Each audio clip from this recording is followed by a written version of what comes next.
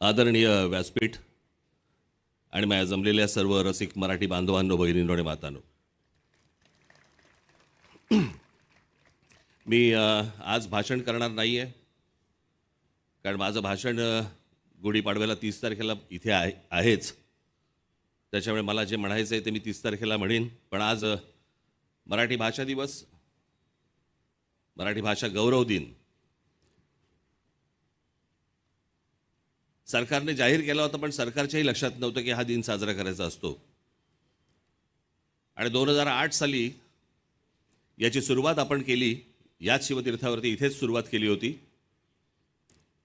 आणि मग त्याच्यानंतर महाराष्ट्रभर पक्षाने सगळ्या ठिकाणी हे कार्यक्रम राबवायला सुरुवात केली. यावेळेला मला परत कोणीतरी सांगितलं की आपण परत केला पाहिजे, म्हणून यावर्षी देखील परत हा कार्यक्रम आपल्यासमोर करतोय. सर्व लोक इथे मराठी भाषेच्या प्रेमाखातर इकडे आज आलेले आहेत. आज आशाताई आल्या आहेत, त्यांना बरं नसताना देखील त्या आज आल्या आहेत.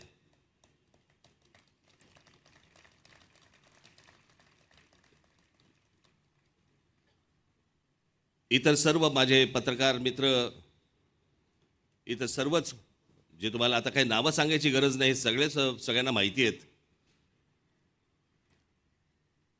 पण यातला सगळ्यात महत्त्वाचं खास करून मी एक गोष्ट तुम्हाला आपल्याला निश्चित सांगेन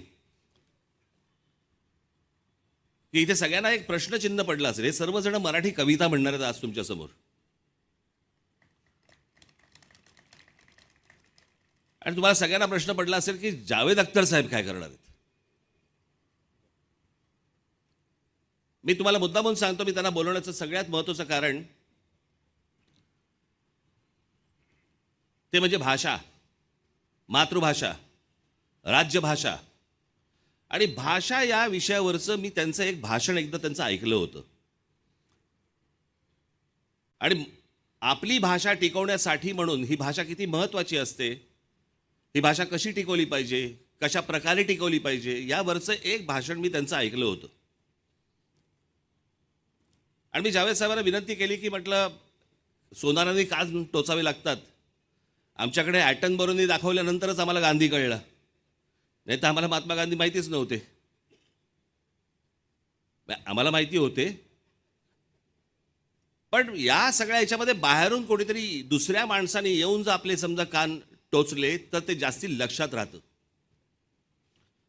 आणि ही मराठी भाषा,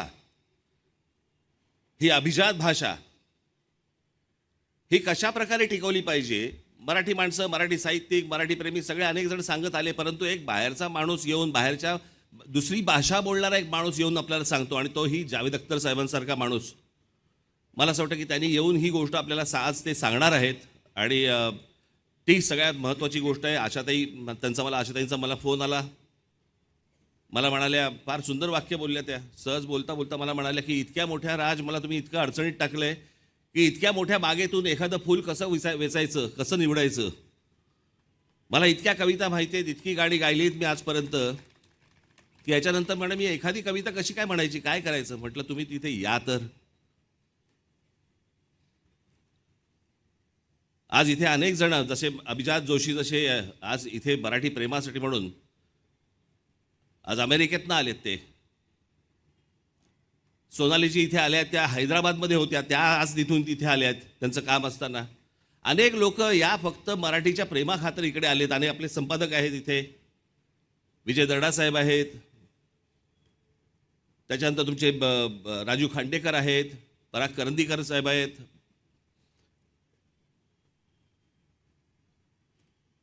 अनेक लोक आले इथे. नागराज मंजुळे आहेत, महेश मांजरेकर आहेत.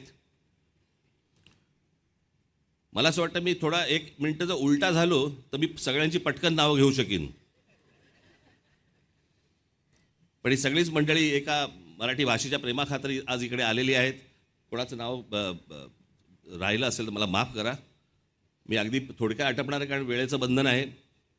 प्रत्येकाला कविता म्हणायची आहे, प्रत्येकाला सांगायचं. आशुतोष गोवारीकर इकडे आलेत, त्यांच्या मुलाचं लग्न आहे, सगळं त्या लग्नामध्ये ते अडकलेले आहेत. पण ते मराठी भाषा या गोष्टीसाठी आधी लगीन कोंडाण्याचं, मग रायबाचं, तर त्याच्यामुळे ते त्याच्यानंतर ते कामाला लागतील. ही भाषा टिकवणं, या भाषेसाठी आजपर्यंत पक्ष म्हणून मी, माझे सर्व सहकारी अनेक याच्यासाठी आंदोलनं झाली, अनेक गोष्टी आपण टिकवत आल्या, केल्याही अनेक गोष्टी. ते अर्थात त्या काही गोष्टी सांगायचं हे व्यासपीठ नव्हे. पण भाषा ही खूप महत्त्वाची आहे, कविता ही खूप महत्त्वाची आहे. येणाऱ्या पुढच्या पिढ्यांनी आपल्या जुन्या कवींनी काय काय लिहून ठेवलेलं आहे. ते म्हणतात ना, जो न देखे रवी वो देखे कवी. या कवींनी काय काय गोष्टी मांडून ठेवलेल्या आहेत.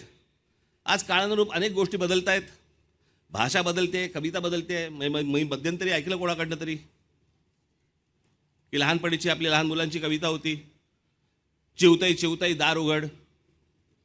आठवतं ना? ती बदलली आता. असं म्हणतात की कावळा येतो, म्हणतो चिवताई चिवताई दार उघड. आतून चिवताई म्हणते आज नको, हे घरी येत.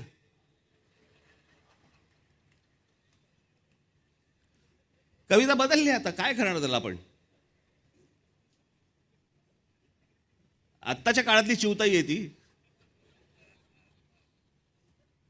त्याच्यामुळे या सगळ्या कविता बदलत आल्या, परंतु जे जुन्या आपल्या सगळ्या कवींनी जे लिहून ठेवलं हे खूप महत्त्वाचं आहे. आणि जे खरं तर मला सर्व कवी इथे मराठीतले आणता आले असते, पण कवींच्या तोंडून कविता ऐकण्यापेक्षा ज्यांनी कधी कविता फारसं म्हणायच्या भानगडीत पडले नाहीत अशी जर लोक कविता म्हणायला लागली तर ते जास्ती करून ऐकावं असं वाटतं. आणि म्हणून हे सगळे आज तारे सितारे इथे सगळे जमीपर आलेले आहेत. मी सर्वांचे मनापासून मी आभार मानतो की आज आपण सगळेजण इकडे आलात.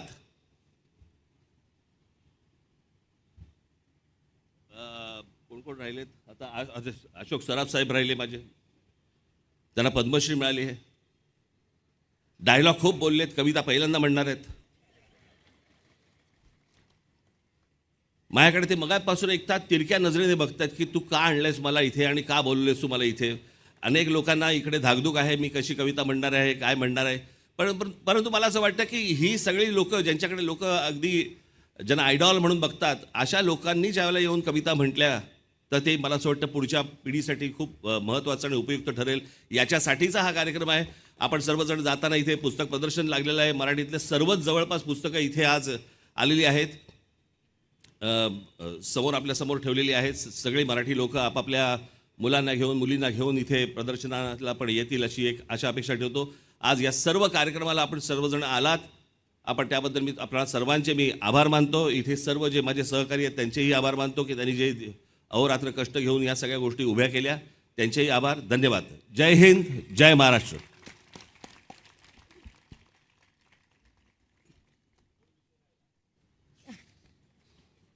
मूळ विषय राहिला. मीच कविता नाही म्हटली तर कसं होईल. ही कविता, याला कविता म्हणायचं, काव्य म्हणायचं, काय म्हणायचं मला कल्पना नाही. आता थोड्या वेळातच मला असं वाटतं इथे रितेश देशमुख येतील.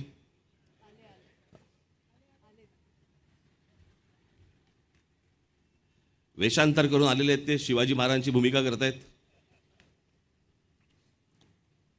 थोड्या वेळात इथे विकी कौशल येतील.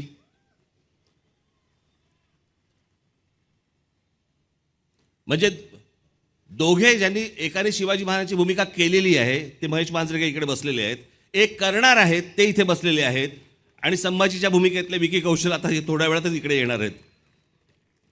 आज मी जे काही काव्य निवडलेलं आहे हे कदाचित तुम्ही ऐकलं नसेल असं मला वाटतंय. ऐकलं असेल तर आनंदच आहे. पण बाबासाहेब पुरंदरे लिखित राजा शिवछत्रपती याच्यामधलं हे काव्य आहे. बहुधा हे बाबासाहेबांनीच लिहिलंय. छत्रपती शिवाजी महाराजांना उद्देशून लिहिलेलं आहे.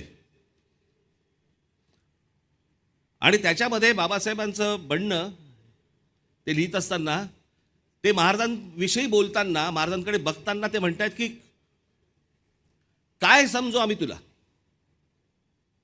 कोण आहेस कोण तू. आणि ती कविता आहे, त्याचं शीर्षकच आहे कोण तू रे कोण तू. मी आपल्यासमोर सादर करतो की कोण तू रे कोण तू, कालिकेचे खडग तू की इंदिरेचे पद्म तू, जानकीचे अश्रू तू की उकळता लाव्हाच तू, खांडवातील आग तू की तांडवातील त्वेष तू, वाल्मिकीचा श्लोक तू की मंत्र गायत्रीच तू, भगीरथाचा पुत्र तू की रघुकुलाचे छत्र तू, मोहिनीची युक्ती तू की नंदिनीची शक्ती तू, अर्जुनाचा नेम तू की गोकुळींचे प्रेम तू, कौटिलाची आण तू की राघवांचा बाण तू, वैदिकाचा घोष तू की नीतीचा उद्घोष तू, शारदेचा शब्द तू की हिमगिरी निशब्द तू, की सतीचे वाण तू व मृत्यूला आव्हान तू, शंकराचा नेत्र तू की भैरवाचे अस्त्र तू, की ध्वजाचा रंग तू वा बुद्धीचा श्रंग तू, कर्मयोगी ज्ञान तू की ज्ञानियाचे ध्यान तू, चंडिकेचा क्रोध तू की गौतमाचा बोध तू, तापसीचा वेश तू की अग्नीचा आवेश तू, मयसभेतील शिल्प तू की नवसृष्टीचा संकल्प तू, द्रौपदीची हाक तू प्रलयंकराचा धाक तू, गीतेतला संदेश तू आणि क्रांतीचा आदेश तू, संस्कृतीचा मान तू आणि आमचा अभिमान तू. धन्यवाद.